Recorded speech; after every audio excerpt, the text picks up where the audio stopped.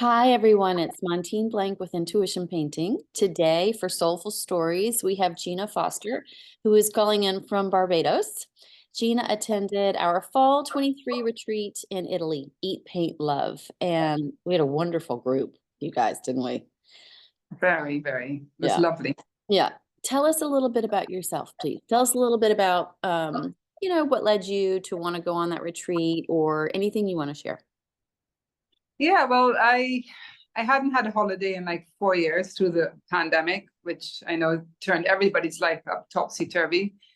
But it definitely did throw me down a really rapid road of go, go, go, go. So when I had time to do my retreat, I was searching for the three favorite things in my life: yoga, meditation, and art. And I'm an artist. And your Eat, Pray, paint came up, and I was looking at it and I'm thinking, oh my gosh, I have to go all the way to Italy.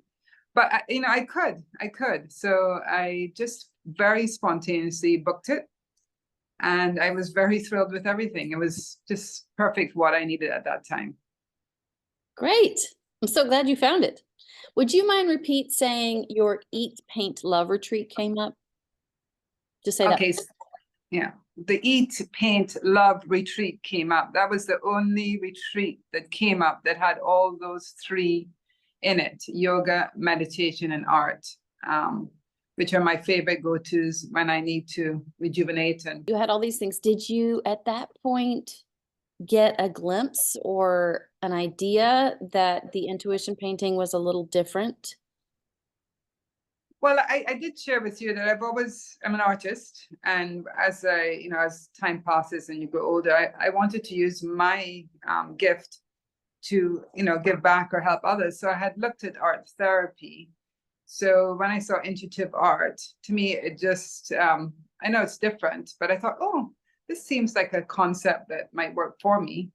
And I was interested to see what you did as well. So that was so I did have an idea what might happen, but it was a little different. But yeah, so that's one of the reasons I was very attracted to it, because I do want to use my art to help others and give back in some sort of concept. So it was definitely a big pull for me. Yeah, good. Okay, so you had some interest in art therapy, and when you saw the intuition painting, that kind of got your interest peaked a little bit.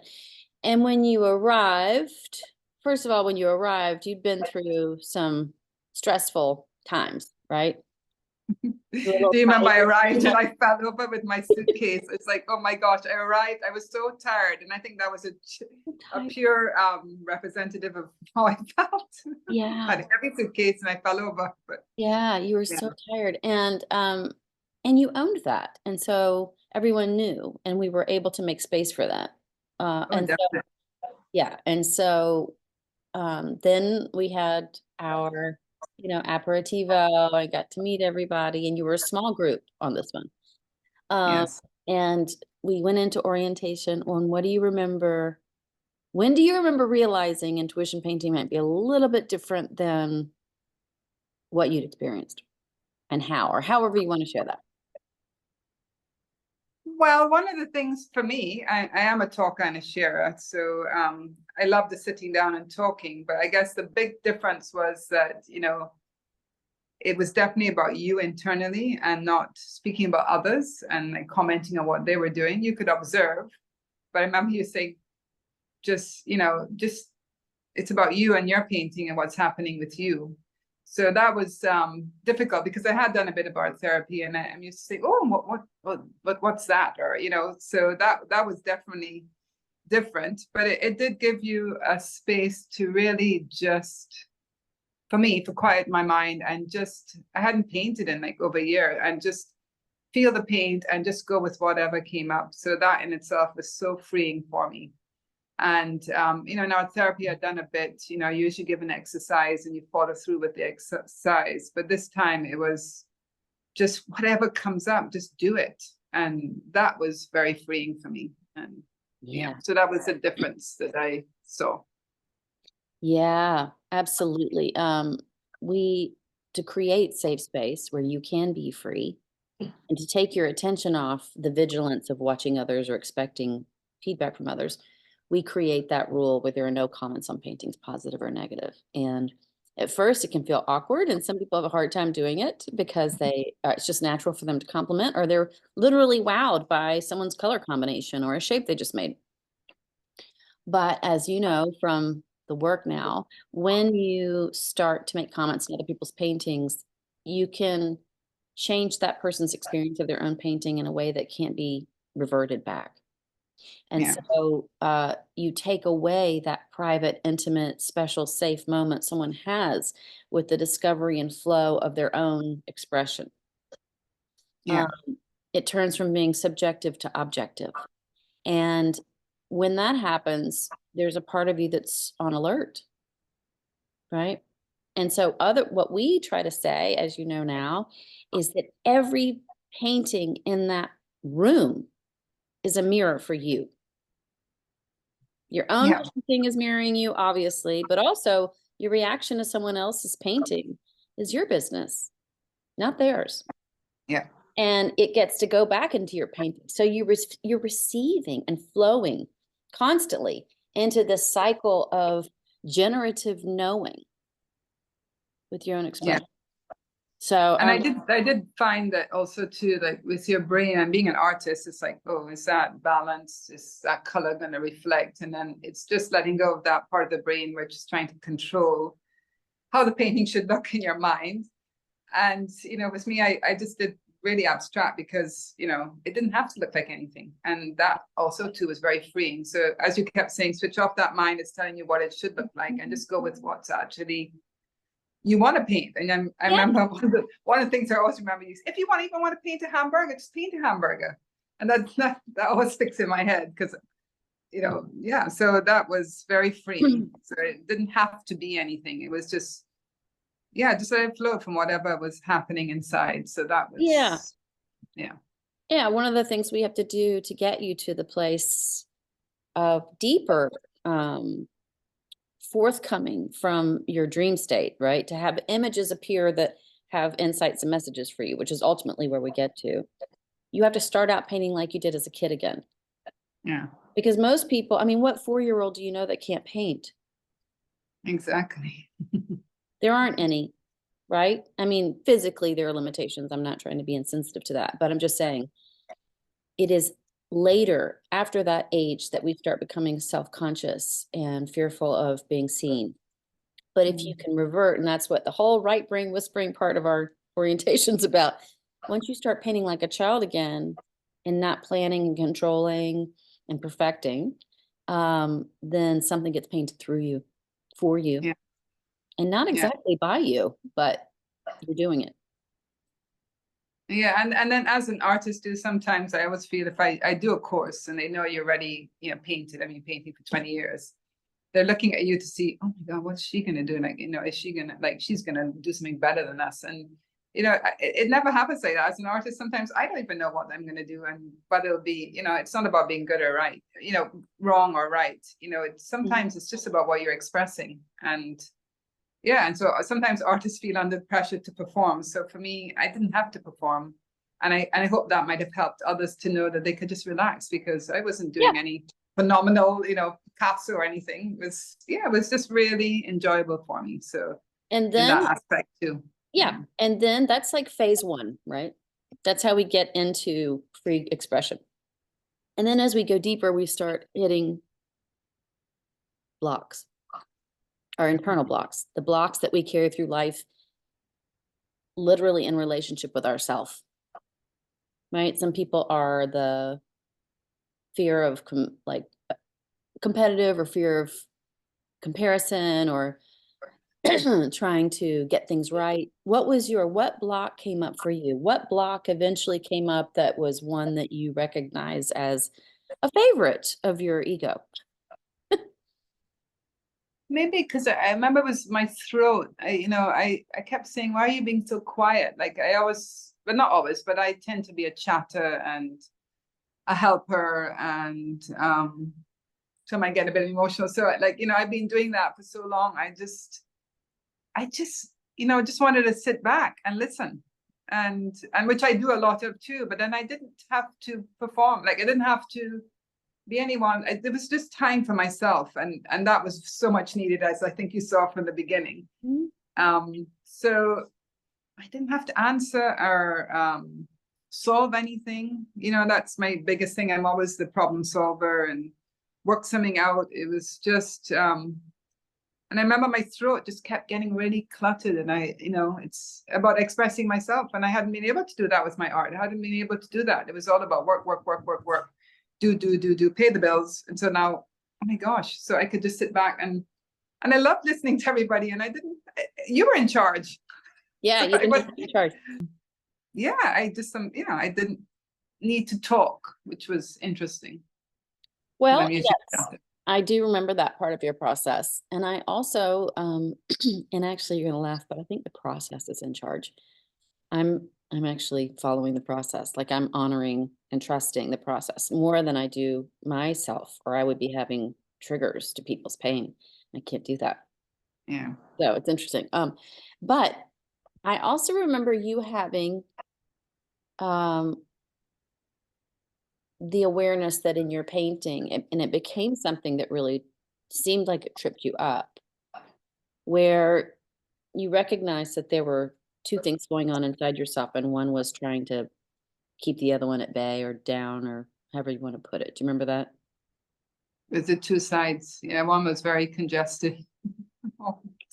One was very freeing. Yeah. Yeah, one was, if I'm remembering the words you used, one felt young and free and delighted, and the other one felt purposeful and rigid and needing to know Yeah. why. Yeah. Right? And you got to have the experience of those two parts talking to each other and kind of storing up. What do you remember about that? Yeah, because you're given a sheet of paper, and that one became very congested and dark. And then suddenly I was like, I just need to expand. So I do remember, like, once, to me, like in my mind, but I know that, like one side was like my past, and the right was more of an expression of freedom and wanting to jump out of the doing. So, part of it was all the things I'd done in the past, but then the other side was more, getting back to that free spirit that I'd lost somewhere along the way. And Yes. Yeah. So, I mean, you hadn't painted in a year. You were exhausted when you got there. You've been working, and that's what showed up on the page. And the part that got birthed, that I saw anyway, was this part you're talking about. The reconnection to your young, free, spontaneous spirit. And those two had a little battle. yeah, definitely. I mean, the left side was really not wanting the right side to take over. And I think they ended up melding in a way, or agreeing to be together in a way, balancing. Am I using words that you would use? I'm not trying to put words in your mouth. No, I think so. And I think also too, because I was at such crossroads, I think, the right side was, what is it that Gina would like to achieve now? So I didn't have the answer. So that side was more freeing, and I think I remember I did that bird, and it's all about love, and I guess giving me the space to not necessarily need to know, but just know that, sometimes you don't need to know. Everybody says you always want to know, but sometimes you don't know, and it's just making peace with that. Yes, and also you'd gone through a lot of loss. Yeah. And so some of that exhaustion was grief. Yeah, I had lost my sister and my dad and my cat, and everything was so compounded that, I had to move out my house. I had to nearly lost my business. So there was a lot of, had some issues within the family, and, so it was like bam, bam, bam, bam, bam, bam, bam. So yeah, but I'm happy that I'm here and had the experience, and that's part of it. When you fight it to resist it, then it just gives you more grief. So yeah, and so not only did you give yourself the time and space to have yoga, quiet, nurturing, soulful connections, new connections, you really vibed with some of the people there. And but reconnecting to that young free self that was really buried underneath the "we have a lot to do and I don't want to feel anything" part. Yeah, definitely, definitely. Um, I did, yeah. yeah. But And also too, the rooms and the space, it was just perfect. I shared with someone, but I had my own space and you could come and go. And I'm a swimmer and a water baby, and they had a pool and the food was just amazing. It was just explosion of flavors in your mouth every day. I just found the food was really amazing. And I'm not a foodie, so and it was just beautiful. That wasn't like an art in itself. So yeah, the whole combination, everything was walking out in nature, and we had that little trip out to the town that was so lovely and joyful. So, yeah, yeah. Julia can make you a foodie. oh She, my gosh, she was like, and it was, also too with her too, it was so nice to see how passionate she was about it, because I Mhm. guess I was searching for that passion within myself, that kind of got, you know, so just to watch her and how passionate she was about what she was doing was lovely to watch for me. Studious, engaged, happy to share. She's wonderful. Yeah. Yeah. So when you finished that week, where did you land? Where did that week land you? Well, I rested a lot more. I wasn't ready to go back home, and I was amongst good friends. So I think when I came back, I felt in a better place to face everything I had to face, and I was sharing with you, when I decided to do your course. Yeah, it's just I feel more positive about the future and more, Yes. So, I mean, you know, you're joining the facilitator training for 2024. I mean, that's a big step. Yeah. yes, and it was a very spontaneous decision. Yeah. I Yes. just felt, but this is a pass, because I always wanted to do meditation if I met with somebody, and more like reflective stuff. So yeah, I thought this was a good fit for me. Yeah. Yeah. Yeah. And I think we talked too about the fact that you can use intuition painting it with different levers to go as deep as you want. So in your situation in the Barbados, you may want to work with people with watercolors using the same ideas, that the mantras, the right brain whispering, but then not be just therapeutically focused. Let it become play that turns into product. Whereas true, deep, full intuition painting is all process, because it's all mirroring and recognizing and getting in tune and getting messages and insights from yourself. Do you remember what your insights were, by the way, from the end of your painting? Do you remember what was the biggest message? I wonder if you remember what the bird said. Gosh, no, what did it say? What did the bird Um, say? so when you connected in to the right side in the bird, it was all about taking care of yourself and trusting yourself. It was all about not having to do so much, to come back to being. It was all about kind of bringing your life back to you, because you had been in service to everyone else and still are to a degree, and your family Very much. Yeah. for at least a year, if not longer. And the painting was telling you you can't continue like this, or the exhaustion is won't go away, and that you have to find your own fire and your own passion and come back to your spontaneous self. And that was why the right side and the left side were fighting, because there was a should and there was a but I need to this to breathe. Yeah.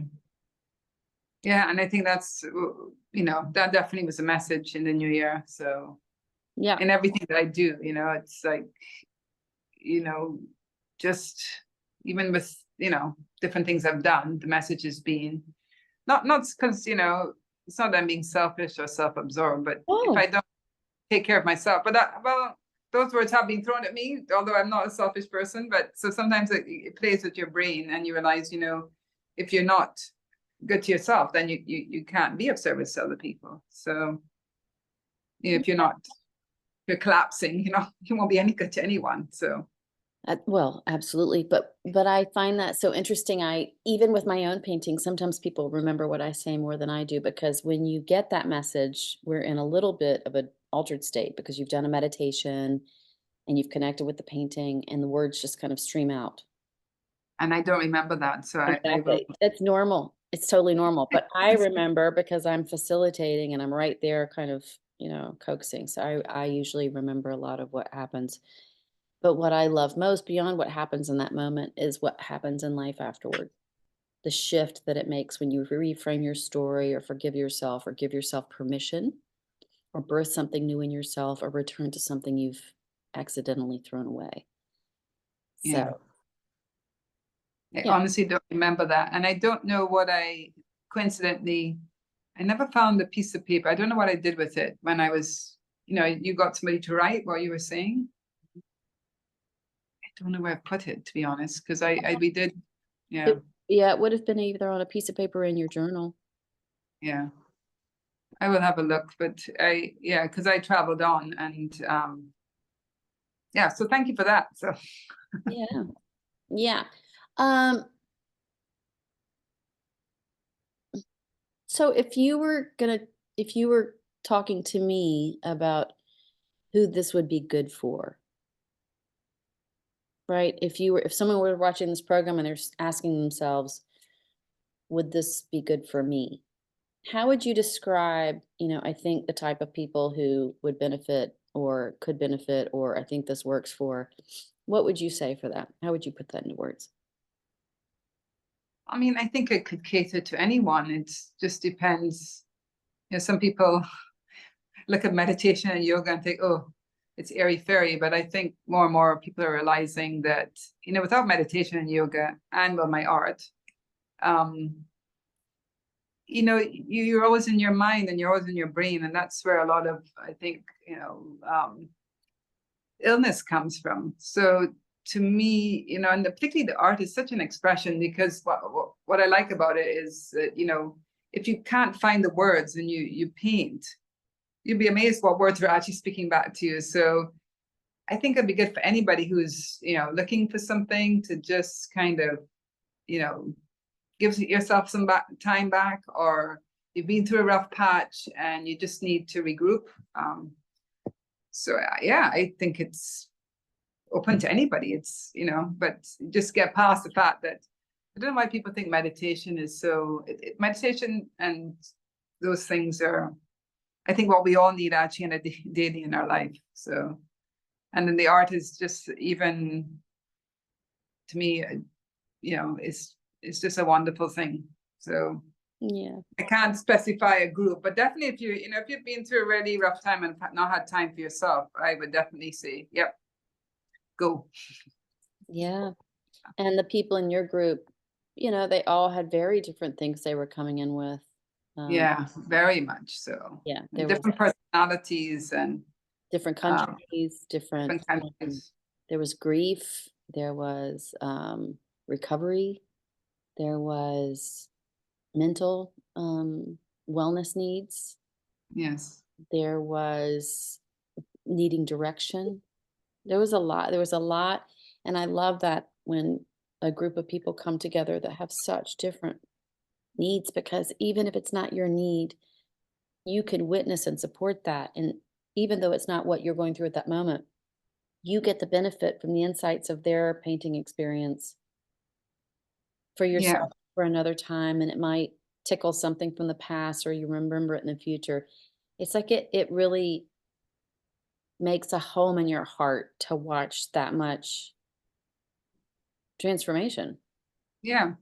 And even though you might not be sharing with your painting, I mean, we did share a lot. And I think sharing and expressing and not keeping everything internal is great, Yeah. So yeah, and as you said, things that people are experiencing, you might go, oh my gosh, yeah, that, I understand that. And then you're able to support them in a different way, So yeah, and I love the games and, being silly and just, yeah, for me, it was reconnecting, as I said, with the child in me and just being free and joyful. And I had to push through for a lot of that because, yeah. So, yeah. Yeah. Well, thank you for your time. Yes. And I'm looking forward to being with you again soon. Yes, we're gonna have a ball in Joshua Tree. So we start in So very few short months. So I'll see you again in April in person, which is wonderful. Yeah, I'm looking forward to that very much. Well, thank you again, and we'll talk soon. Yeah, thank you, Montine.